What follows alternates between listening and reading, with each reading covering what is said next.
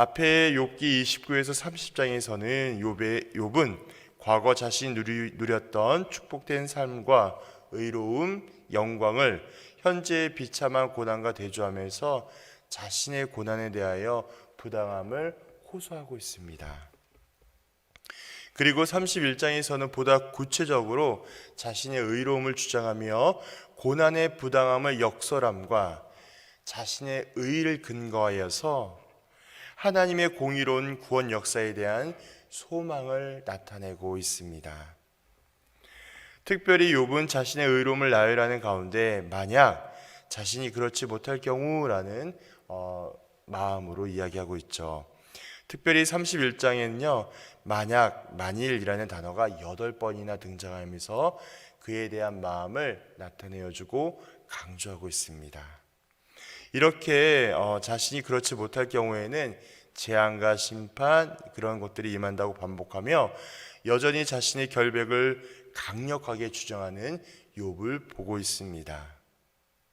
그래서 자신에게 지금 오고 있는 이 고난은 너무나 부당하다, 내게 맞지 않다라고 강조하고 있는 것이죠.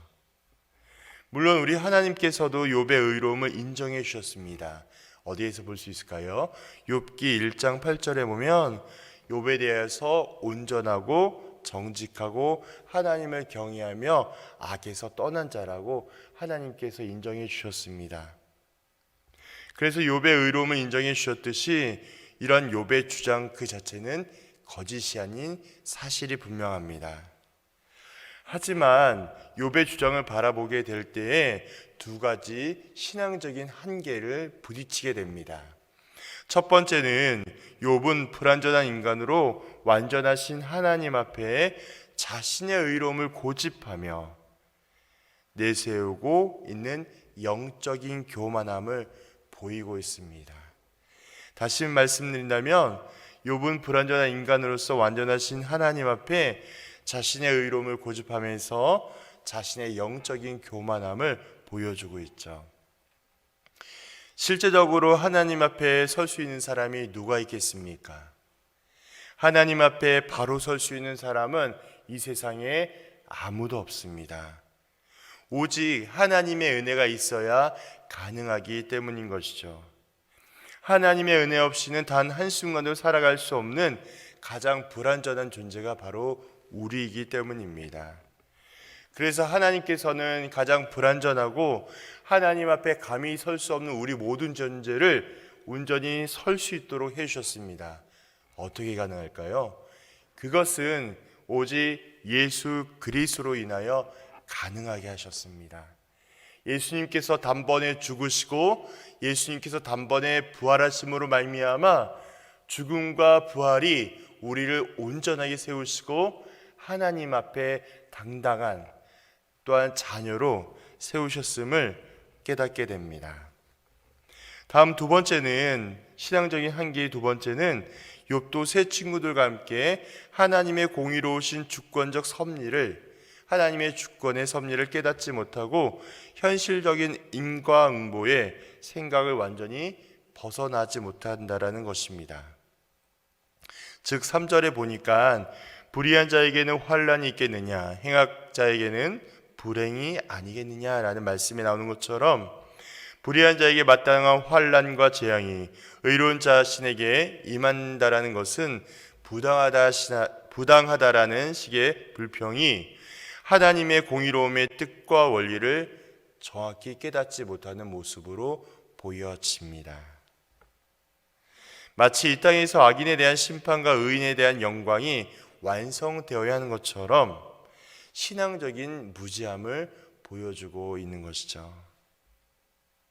기억할 것은 욥이 아무리 고난 가운데 있다 할지라도 하나님의 은혜만을 기대하며 더욱 겸손과 순종의 자세로 하나님의 섭리하심을 믿고 따라가야 합니다.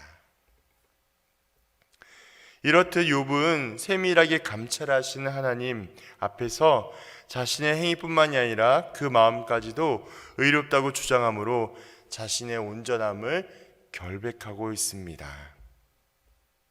그리고 16절부터는요 자신의 신앙과 경외심이 이웃사랑에 대한 실제적인 행동으로 나타내어져서 자신이 사회적으로도 의로운 자라고 이야기하고 있습니다.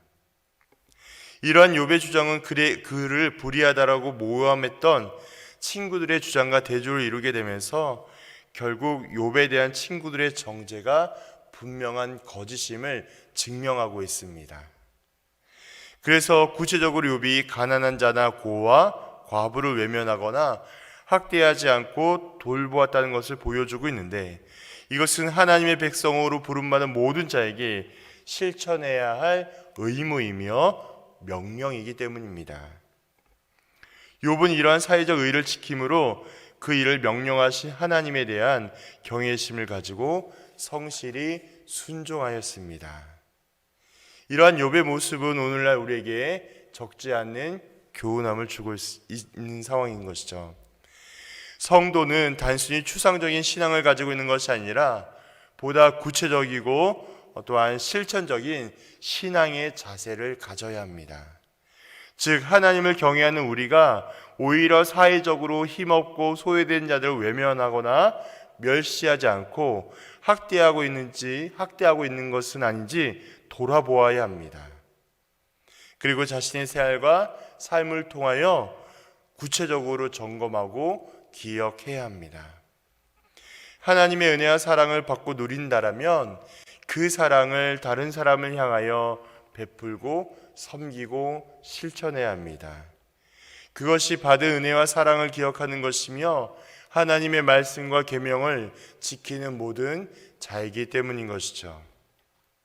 오늘의 본문을 보면서 이러한 좀 마음이 들었습니다. 얼마나 고난이 컸으면, 혹은 얼마나 이렇게 고난이 아프고 힘들었으면 하나님 앞에서 온전하고 정직하고 하나님을 경외하고 악에서 떠난 욥도 이렇게 힘든 삶을 살아가고 있을까라는 마음이 들었습니다. 자신의 행위를 결백하다라고 강조하였고, 성경대로 이웃사랑의 실천을 강조하면서 사회적인 의로움을 나타내었고, 지금의 고난을 어떻게든 원인을 찾으며 고통을 없애고 싶을까라는 욥의 마음이 느껴졌습니다. 하나님의 섭리라고만 받아들여지기에 너무나 힘든 오늘의 이 자리가 하나님을 부인하고 싶고 하나님께 원망하며 하나님을 떠나고 싶은 솔직한 마음이 들지 않았을까라는 생각도 들었습니다. 중요한 것은 그럼에도 불구하고 고난 가운데 하나님은 우리를 또한 욥을 지켜주십니다. 고난은 하나님께 더욱 가까이 가게 만드는 지름길입니다. 고난은 하나님께서 하나님 되심을 인정하게 만드는 골든 타이밍입니다. 고난은 성도로 하여금 죽음으로 몰아가는 것이 아니라 하나님을 깊이 만나는, 하나님을 온전히 경험하는 시간이 되기 때문인 것이죠. 오늘 우리의 삶에 여러 가지 많은 힘겨움이 있을 것입니다. 내용을 알 수도 없고 원인을 이해할 수도 없는 많은 일들이 일어날 것인데, 그럼에도 불구하고 우리 성도님들이 기억하실 것은 하나님은 여전히 성실하게 그리고 신실하게 우리를 붙잡아 주세요.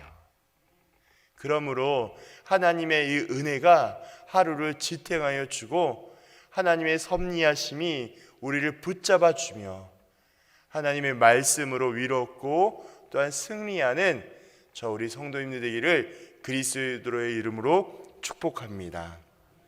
기도하겠습니다. 아버지 하나님, 너무나 감사합니다. 주님, 우리 같은 모든 죄인들이 어찌 아버지 하나님 앞에 감히 설 수 있겠습니까? 우리를 불쌍히 여겨주시고 우리에게 은혜를 허락하여 주시고 우리의 눈에 눈물을 닦아 주옵소서. 하나님, 여전히 고통으로 인하여 신음하고 있는 성도님들이 계십니다.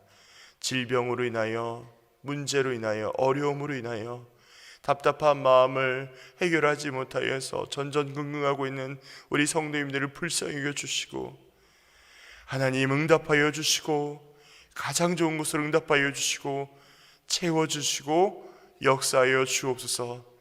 주님, 다시 한번 주님 앞에 부르짖습니다. 우리 교회를 특별히 사용하여 주옵소서. 전도와 선교와 구제와 섬기는 일에 앞장서게 하여 주시고, 지역사회를 품으며 복음의 영향력이 될 수 있는 교회, 선한 영향력이 되어서 십자가의 은혜와 자랑만 할 수 있는 그리스도의 교회가 우리 교회가 되게 인도하여 주옵소서. 열방을 품게 하여 주시고, 온 선교사님과 선교사역을 도울 수 있도록 인도하여 주시고, 복음의 능력대로 복음의 삶대로 살아갈 수 있는 그리스도의 복된 교회가 우리 교회가 되게 축복하여 주옵소서. 주님께 모든 것을 맡겨드리오며 살아 역사하시고 부활하신 예수님의 이름으로 기도하옵나이다. 아멘.